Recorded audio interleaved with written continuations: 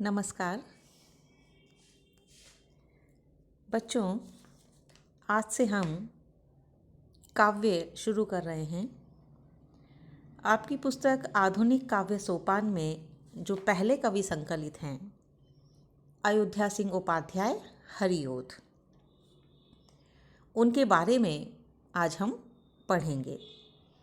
उनकी जो कविताएं संकलित की गई हैं हमारे संकलन में, इस पुस्तक में, उसको पढ़ने से पहले कवि को जानना ज़रूरी है, क्योंकि किसी भी कविता में, किसी भी रचना में जो रचनाकार होता है उसके व्यक्तित्व की झलक अवश्य होती है। इसीलिए कविता को पढ़ने से पहले हमें कवि के बारे में जानना आवश्यक है।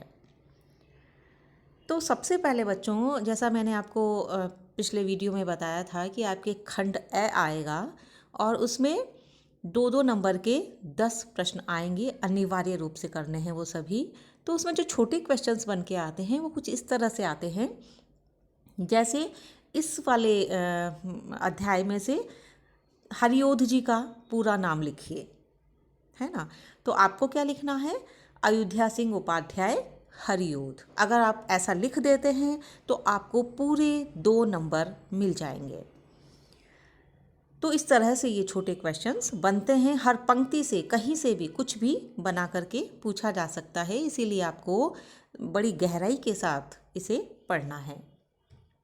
तो आधुनिक काल में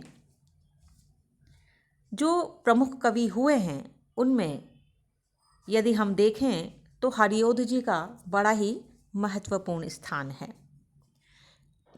ऐसा इसलिए है कि उन्होंने सबसे पहले खड़ी बोली को साहित्यिक भाषा बनाया, यानी हरिओद जी ने ही सबसे पहले खड़ी बोली को साहित्यिक रूप देकर और उसमें अपनी रचनाओं का प्रणयन शुरू किया। श्रीधर पाठक को आधुनिक काल में प्रवर्तक कवि माना जाता है, लेकिन जो काव्य रूप है उसके अनुरूप खड़ी बोली को सरस और मधुर स्वरूप हरिओद जी ने प्रदान किया, ऐसा श्रेय हरिओद जी को दिया जाता है। और खड़ी बोली के जो अनेक रूप हैं उन्हें उन्होंने अपने काव्य में अपनाया था। अगर विषय की बात करें, हरिओद जी के काव्य विषय की बात अगर हम करते हैं तो उसमें हमें स्वदेश के प्रति प्रेम, समाज सुधार की भावना, प्रकृति प्रेम आदि बहुत सारे विषय दिखाई देते हैं, जिस पर उन्होंने बहुत ही सुंदर रचनाएं प्रस्तुत की है। और हमारे इस संकलन में जो कविता आई है हरिओद जी का, वो है प्रिय प्रवास महाकाव्य, जो उन्होंने लिखा था। उसी में से श्याम संदेश का जो संकलित अंश है वो लिया गया है। तो हरिओद जी ने सर्वप्रथम खड़ी बोली में पहला महाकाव्य प्रिय प्रवास लिखा था। ये भी प्रश्न बन सकता है बच्चों, 2 नंबर का, है ना। तो प्रिय प्रवास किसने लिखा था, ऐसा भी पूछा जा सकता है। या खड़ी बोली का प्रथम महाकाव्य किसे माना जाता है, ऐसा भी पूछा जा सकता है। तो आपको उसका उत्तर लिखना है प्रिय प्रवास नामक महाकाव्य। इस महाकाव्य की जो भाषा है वो मुहावरेदार भाषा है और बड़ी ही सुंदर भाषा है। हरिओद जी ने 2 तरह की रचनाएं लिखी हैं, एक है मौलिक और दूसरी है अनुदित। मौलिक रचनाएं बच्चों वो होती है जो कवि स्वयं लिखता है, और अनुदित रचनाएं उनको कहा जाता है जो किसी और ने किसी और भाषा में लिखी है। किसी और कवि ने किसी अन्य भाषा में उन रचनाओं को लिखा है और कवि ने हिंदी में उसका अनुवाद किया है, तो उन रचनाओं को कहा जाता है अनुदित रचनाएं। तो प्रिय प्रवास हरिओद जी की मौलिक रचना है, और इसके साथ ही साथ वैदेही वनवास एक और महाकाव्य लिखा है हरिओद जी ने। हरिओद जी के 2 प्रसिद्ध महाकाव्य हैं, प्रिय प्रवास और वैदेही वनवास। इसी तरह से चोखे चौपदे, बोलचाल, रस कलश, पारिजात, प्रेम प्रपंच आदि उनके मुक्तक काव्य हैं।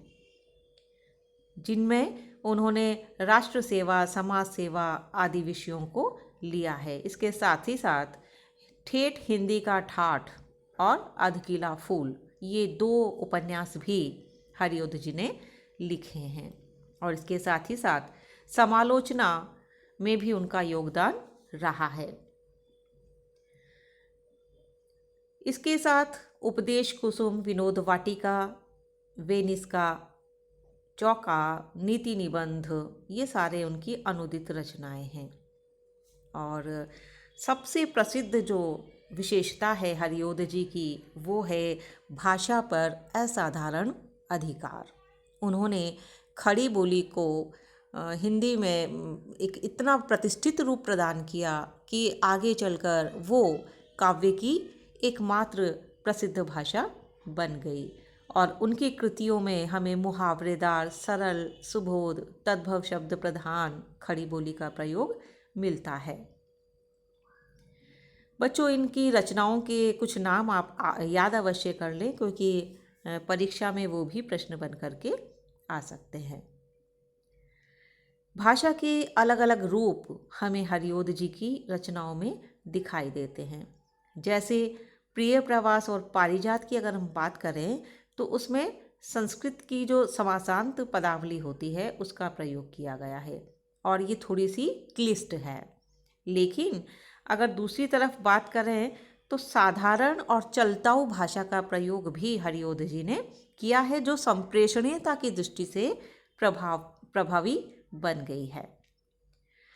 लाक्षणिकता और उक्ति वैचित्र्य का थोड़ा अभाव है हरिओध जी की भाषा में। वो इसलिए है क्योंकि उन्होंने अपनी भाषा को एक जो साधारण पाठक है उस तक भी पहुंचाने का प्रयास किया है। इसीलिए उनकी भाषा में संप्रेषणीयता का गुण हमें दिखाई देता है, और जहाँ पर संप्रेषणीयता होती है ना बच्चों, वहाँ पर लाक्षणिकता और उक्ति वैचित्र्य वैसे ही कम हो जाता है। उनकी भाषा में ओज है, व्यंग है, भाव प्रेषणीयता है, और इसके साथ ही प्रकृति का आलंबन और उद्दीपन दोनों ही रूपों में चित्रण हरिओध जी ने अपने काव्य में किया है। छंदों की अगर हम बात करें तो संस्कृत के परंपरागत छंदों को भी कवि ने अपनाया है, और दूसरी तरफ हम देखें तो आधुनिक नई जो लयात्मक शैली है उसमें भी उन्होंने अपनी रचनाओं को लिखा है।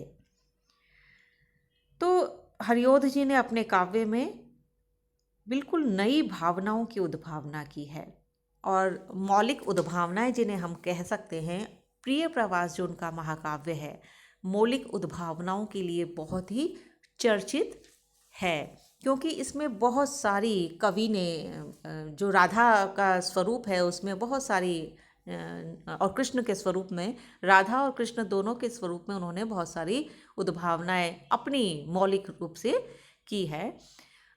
ये चूँकि इस पर भी एक बड़ा प्रश्न बन सकता है, इसीलिए हम इस पे थोड़ी सी विस्तार से बात करेंगे अपने अगले व्याख्यान में। धन्यवाद।